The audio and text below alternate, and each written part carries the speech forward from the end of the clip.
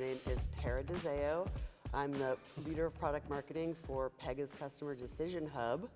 I'm a subject matter expert in MarTech and AdTech, and I've held a variety of positions in a variety of marketing organizations. So I landed at Pega because the job title that I applied to had the terms AdTech and MarTech in it, and I had never seen that before.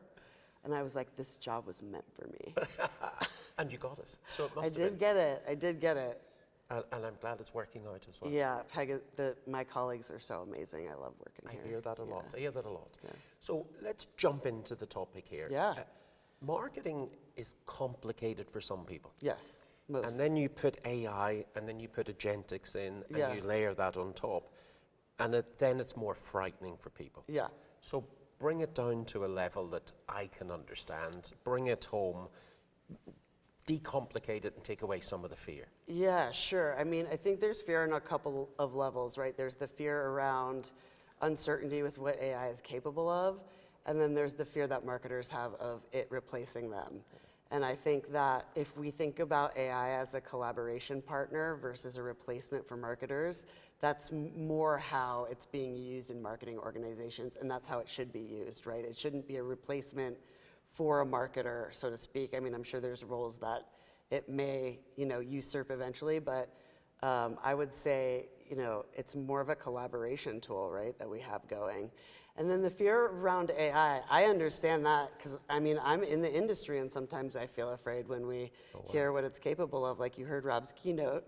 The good news about that, though, is that there's a lot of really smart people that are trying to figure out how to use AI responsibly and ethically all the time. And there's a lot of people that care about using AI the right way. So.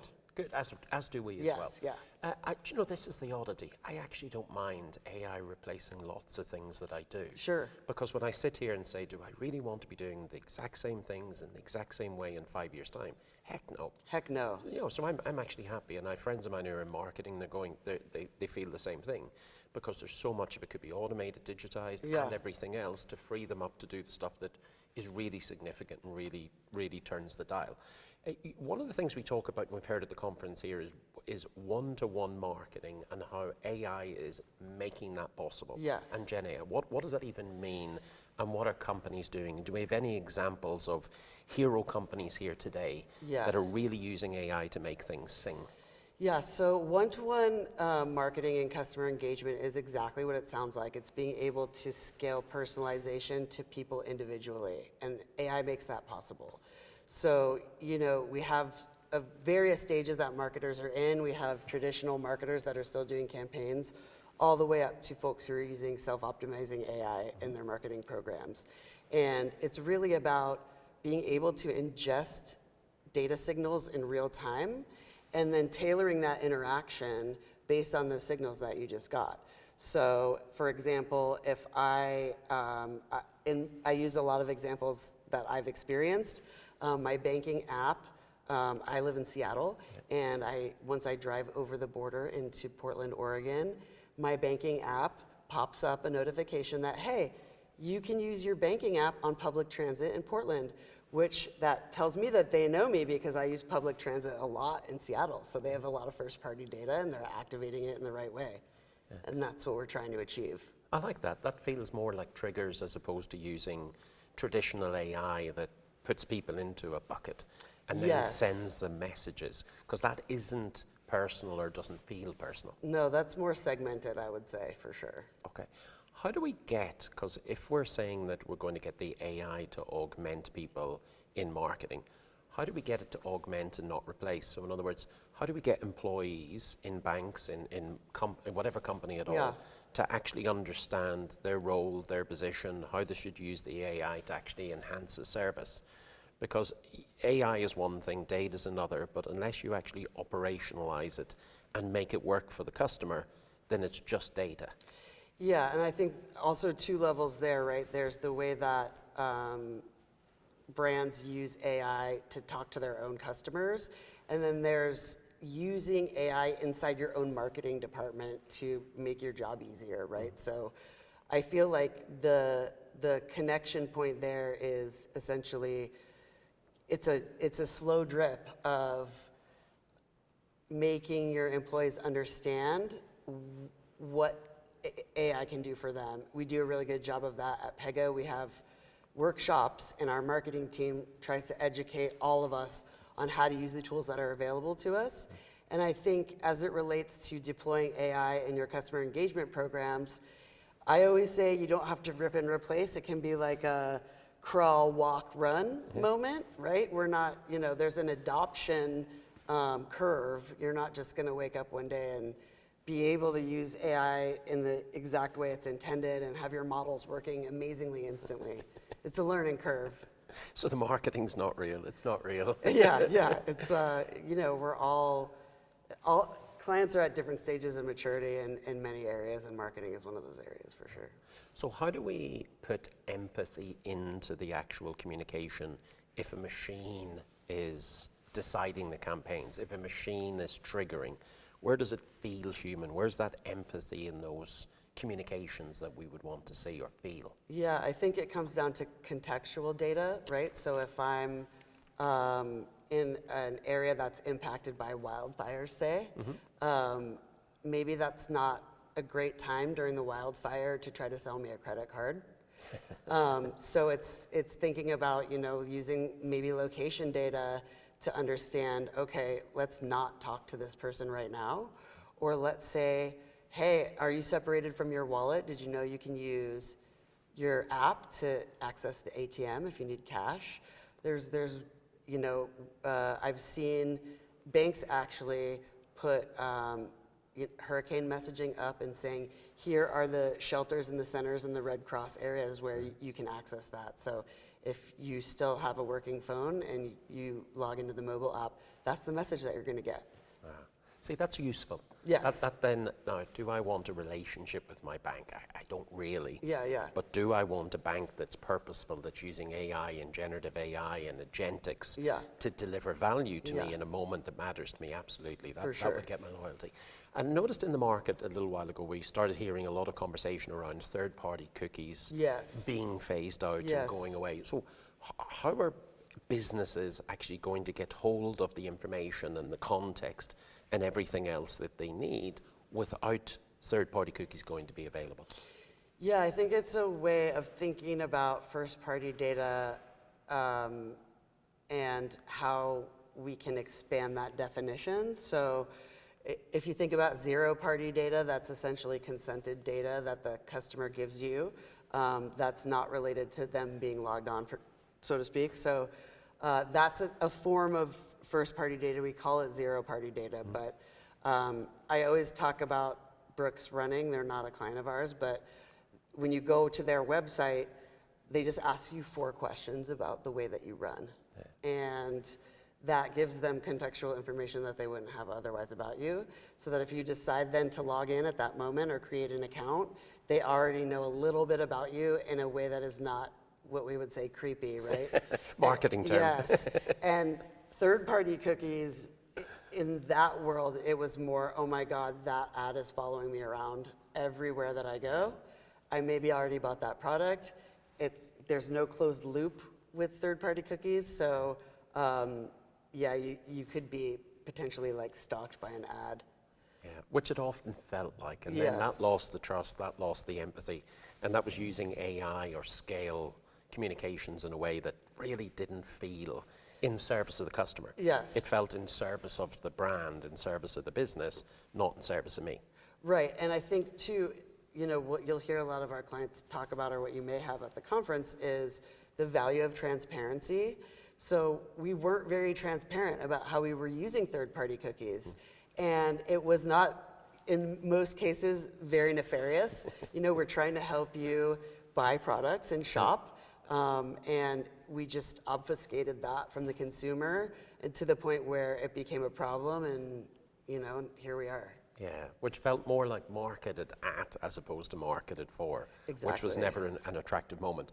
So how do we bring forward scalable, high-powered marketing when the cookies are disappearing and we still need to deliver empathy? And how will Agentics play a role in that mix?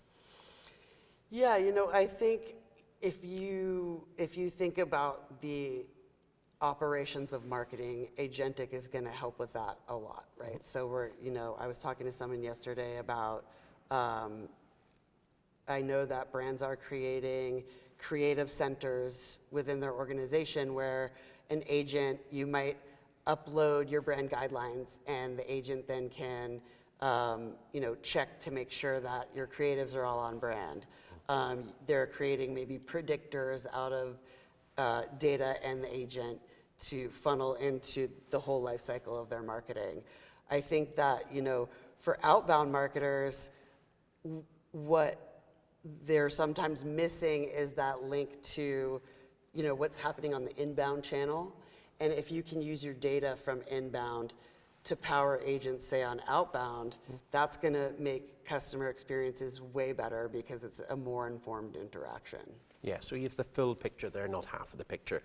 One of the things that is featured really prominently this week at Pega World has been Blueprint. Yes. Would you mind giving us a little bit more detail around Blueprint and how that can help with marketing? Yes, I'm so excited about Blueprint. So we launched Customer Engagement Blueprint in February, and it's a tool that helps you ideate what your marketing programs could look like, what your customer journeys could look like with AI-powered decisioning.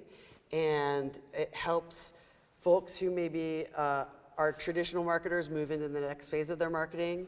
It helps people that are just implementing CDH really understand what they could do, what channels are going to be best, and it's an aspirational view of what your customer is going to see, right, with your marketing. And then lastly, like for the folks that are already bought in on AI-powered decisioning, it's a way to expand your use cases and your product lines. And one of the things that we talk about a lot is when you're first moving from traditional marketing to a next best action, AI-powered marketing, it's the marketer's job to educate the stakeholders that aren't inside of marketing. And with Blueprint, you can actually export your blueprint and share it with your org, people in your org, and collaborate and say, hey, I know I've been talking about customer journeys, but I haven't really been able to show you this. Here's what it looks like. Or you can see in real time why an interaction might change mid-journey, which is an abstract concept, right, that we're not able to show, we're able to tell. So this is more of a way to visualize aspirational customer journeys and marketing in a way that we haven't seen before. Which is really exciting because that's always been the challenge. You have people in technology or MarTech who know what they want to do, they know what the outcome's going to be, but they can't quite explain it in a way that's visual. And the last stat I saw was 60 to 70% of the population is visual. So if you show me it, all of a sudden now I'm part of the narrative. And then with Blueprint as well. And folks, if you haven't tried it, go to pega.com/blueprint. Now I'm able to see what's happening in real time. Now, if I'm part of the business, I can be engaged in that design and I can see what's happening at that moment in time. And it seems so simple. Yeah. And it's this tool I wish I had 30 years ago when I started out in tech. I know. But it's there and it's available and it works. And we've heard that this week as well. Absolutely. And we've had clients too understand what gaps they have in their program. So what they aren't saying by using Blueprint. Wow. Wow, that's powerful in itself. So then is. close some of the gaps and we're good. So look, if we finish off here, what is the future of MarTech and what is the future that Pega is trying to build to put AI, Gen AI and Agentic AI into place to meet that future? Yeah, I think it's really about scaling personalization without complexity because MarTech stacks are so complex and they're disconnected. They create data silos, they create wasted impressions, they erode consumer intention. And what we're trying to do is use AI to create connected experiences where the data is activated in the right channel at the right moment so that you're being able to scale personalization in an environment that's fully unified. Yeah. Which will feel a lot better, not only for the business and marketeers, but for the consumer. If we're sitting here in 12 months' time, what are you going to be talking about then? What are you going to say has happened? What has Pega delivered? Yeah, I think we're going to have more folks moving away from traditional marketing approaches to transformative marketing approaches, We're going to see the promise of agentic AI instead of the, aspirational. We're going to start seeing it pay off. We're going to see the early adopters of agentic start to realize the fruits of their, early investment.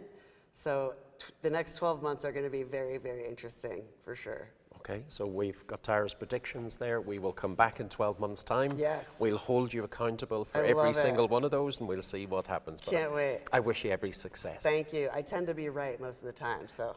I'm not going to argue with that. Brilliant. Thank you so much indeed. Thank you.